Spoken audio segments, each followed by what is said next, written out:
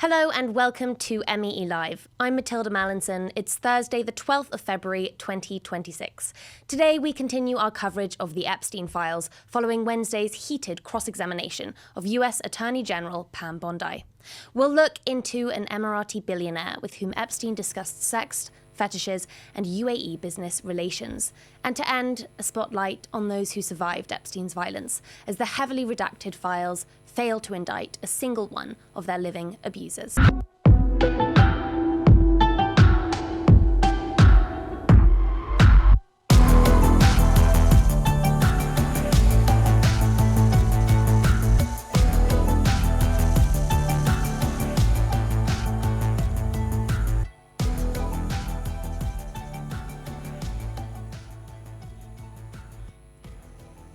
US Attorney General Pam Bondi defended the Justice Department, or DOJ's, handling of the Epstein Files during a congressional hearing on Wednesday that descended into a shouting match. How many of Epstein's co-conspirators have you indicted? How many perpetrators are you even investigating? First, you showed it. I find it. How many have you indicted? Excuse me. I'm going to answer the question. Answer my question. No, I'm going to answer the question the way I want to answer the question. No, Your you're going to answer the question the way I asked it. Chairman Jordan, I'm not going to get in the gutter with these people, but I'm going to answer the question. How many have you indicted? Attorney General, before you started. You don't tell me. Yeah, I did tell you because we saw what you did in the Senate. You're a lawyer, not even a lawyer. At the heart of the dispute was the DOJ's extensive and often erroneous redactions in the 3 million Epstein files released last month, and their decision to withhold 3 million more. On Monday, 3 US lawmakers were given access to unredacted files for the first time. They left with searing criticisms about what had been left out, specifically the identities of powerful men. To quote, "If we found 6 men that they were hiding in 2 hours," Khanna said in a speech to the House of Representatives on Tuesday, "imagine how many men they are covering up for in those 3 million files." Later on in the show, we'll be speaking to survivor advocate Janey Starling about what the files spell out about gender justice. First, MEE has been looking into one of the 6 men mentioned, an Emirati billionaire linked to the highest levels of the UAE state. After seeing the unredacted files, Republican Congressman Thomas Massie wrote on X, quote, "Until tonight, no one knew who sent the torture video to Epstein. Our law requires victims' information to be redacted, not information of men who sent Epstein torture porn." The torture porn he refers to is about a video mentioned that caused disturbance after the original release of files, including an email from Epstein in 2009 saying he loved the torture video. The recipient of that email was redacted. Massie claims that the sender of the torture video mentioned was Sultan Ahmed bin Sulayem. It's a name that comes up in the Epstein files more than 5,000 times. The material does not demonstrate criminal wrongdoing, and Sulayem has not been charged with a crime. But it is enough to cause serious potential problems, not just for Sulayem himself, but for one of the biggest logistics companies in the world, as well as the United Arab Emirates. MEE journalist Rayhan Uddin has been investigating, and he joins me here in the studio. Welcome, Rayhan. Tell us, who is Sultan Ahmed bin Sulayem? Thanks for having me on the show. So yes, I've been looking into Sultan Ahmed bin Sulayem. He is one of the most powerful business figures in the UAE. He's been the chairman of DP World since 2007 and the chief executive since 2016. DP World is one of the largest logistics companies in the world and is in control of many ports all across the world, in the Middle East, in Africa, in Europe, South America, and it handles about 1/10 of the world's container trade. So it's a massive player in the logistics market. With regards to Sulayem himself, he's been in the ports trade since the 70s. He's held roles in property development, in private equity, but he's a very, very influential figure in the UAE. Now, he's not a member of any ruling royal family in the UAE, but it could be argued he's one of the most powerful non-royal figures in the UAE, and he comes from a family who have had a close relationship with the Al Maktoum family that rules Dubai for a long time. His father advised the Al Maktoum family, and actually in the Epstein Files, there's plenty of correspondence that suggests that Sulayem is very close to Mohammed bin Rashid Al Maktoum, who's the current ruler of Dubai. Now, it appears that Epstein and Sulayem were pretty close. Sulayem refers to Epstein in very affectionate terms in these exchanges. Their relationship continued well after Epstein's first conviction. Let's dive a bit more into that relationship. The exchanges in the Epstein files are both personal and professional. Let's start with the professional. Tell us a bit about Epstein and Sulayem's professional dealings. Sure, yeah. So I've been poring over hundreds, possibly thousands of emails between Sulayem and Epstein. And yeah, if we focus on the professional side of things, they discussed geopolitics, they discussed business very regularly. And one of the key things they did was utilize each other's networks. So Jeffrey Epstein was key in introducing Sulayem to a number of important global figures, one of them being Ehud Barak, former Prime Minister of Israel. Another introduction that Epstein made was to Steve Bannon, the right-wing strategist and former Trump advisor. And a very notable introduction that Epstein made was to Peter Mandelson, which is a connection that's really made headlines in the UK. Epstein introduced Sulayem to Mandelson in 2009. Now that's significant because Mandelson was the business secretary in Gordon Brown's government at that time, and DP World were putting forward a proposal to build London Gateway, a port on the Thames. It was a new £1.8 billion project that Sulayem and DP World were proposing.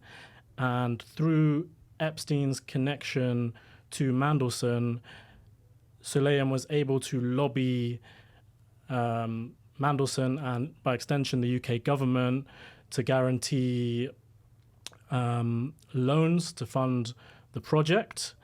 And the project did go ahead. In 2010, DP World began construction of the port, and London Gateway to this day is still owned and run by DP World. And as has been reported in the UK, Mandelson, has lost his job as the envoy to America. He's lost his peerage and has been stripped of his membership of the Labour Party, all to do with connections to Epstein. But this particular connection and the kind of discussions around sensitive UK government material is one of the factors that led to that. Mm-hmm. And Keir Starmer is still getting a lot of heat about his appointment of Mandelson. Absolutely. Now, the relationship between Epstein and Sulayem, it wasn't confined to emails. It appears that Sulayem attended Epstein's Caribbean islands. These are islands on which locals have testified or claimed that young girls were transported and harboured, where survivors have claimed that they were raped by Epstein and others. The files do not demonstrate criminal wrongdoing by Sulayem, but there is mention of his name in quite an interesting way regarding Epstein's purchase of his second larger Caribbean island. Tell us about that.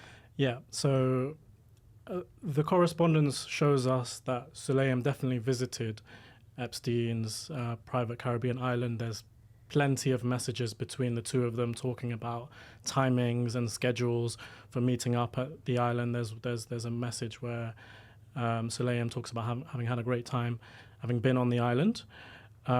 With regards to what you said about the larger island, yes, so it was documented that Epstein owned Little St. James, but he also wanted to purchase a larger island, Great St. James, which is nearby. But according to reporting from the Miami Herald, the owner of that island didn't want to sell it to Epstein because of his sex trafficking charges from 2008. And now the Herald reports that Epstein tried to circumvent that by buying the island through a shell company. And the beneficial owner of that shell company was Sulayem. Now, an aide to Sulayem has told the Herald that Epstein had asked Sulayem if he could use his name in an unspecified business deal, and then he was told no. So that seems to suggest that his name might have been used against his will. We don't know. As you said, the island is central to the 2019 charges against Epstein for sex trafficking of minors. Plenty of the allegations say that the island was used as a base for sex trafficking. However, there's no evidence to suggest that Soleim participated in any criminal activity on the island. Yeah, but it's worth doing the digging. I suppose it's easy to forget when we have these discussions about the dealings, the business dealings, the geopolitical dealings of Epstein, that we know a lot of this was happening in the context of Epstein's sex trafficking. But as you say, there is no criminal wrongdoing made apparent on Soleim's behalf in these files. What did make me somewhat uncomfortable reading the exchanges that you had been looking at between the pair was the more personal correspondence between them and the ways in which they talked about women. I don't know if you felt the same. Maybe you could share with us some of the examples that you found. Definitely, yeah. The use of crass and dehumanizing and degrading language between Epstein and Soleim on a number of topics, but in particular in reference to women, really did stand out to me. There's several memos, one in which Soleim discusses a woman he went with in Paris, and he lists her age and weight and bra size, and then makes jokes about her femininity. There's several references to infidelity. In one of the emails, Soleim says, "Every married man keeps wondering every evening, should I go out and look at what I cannot fuck, or stay home and fuck what I don't want to look at?" Wow. Yeah. And then there was another email uncovered by Bloomberg in which Soleim's talking about a supermodel who he's attempting to meet. And he says to Epstein, "There's a misunderstanding. She wanted some business while I wanted some pussiness." Witty too. Wow. To which Epstein replies, "Praise Allah, there are still people like you," which I found shocking. You know, that was a really... And there's plenty of other references to sampling a fresh 100% female Russian on Soleim's yachts. Just a lot of references that have been reported of really degrading language about women. Finally, I think we should just take the last minute to talk about DP World, the company of which Soleim is the CEO. Brits watching may remember hearing about the company a couple of years ago when they purchased P&O Ferries, and 800 staff members were laid off with no prior consultations. Tell us a bit about the company, or tell us about the closeness that it has to the UAE state, and whether this episode could have any fallout for DP World and even for the UAE. Yeah, so there's very much closeness with the Emirati state. DP World, it used to be a publicly owned company, but in 2020 it went back into full state ownership. So it's 100% owned by a subsidiary of the Dubai government. DP World is responsible for 36% of the GDP of Dubai and 12% of the GDP of the UAE as a whole. So it's a huge, huge player in the UAE's economy. And as I mentioned earlier, it controls 10% of global container trade. So it's a huge part of the global economy. But as well as economically, it's also a key soft power tool for the UAE. DP World has control over some quite sensitive and strategically important choke points and ports around the world, one of them being Berbera Port in Somaliland, and another one being Tartus Port in Syria. And that was actually acquired quite recently. Russia used to own Tartus Port after the fall of the Assad government. DP World took it over in an $800 million deal, and it was seen as a sign of good relations between the UAE and Syria. So that was a very important deal for DP World and for the UAE.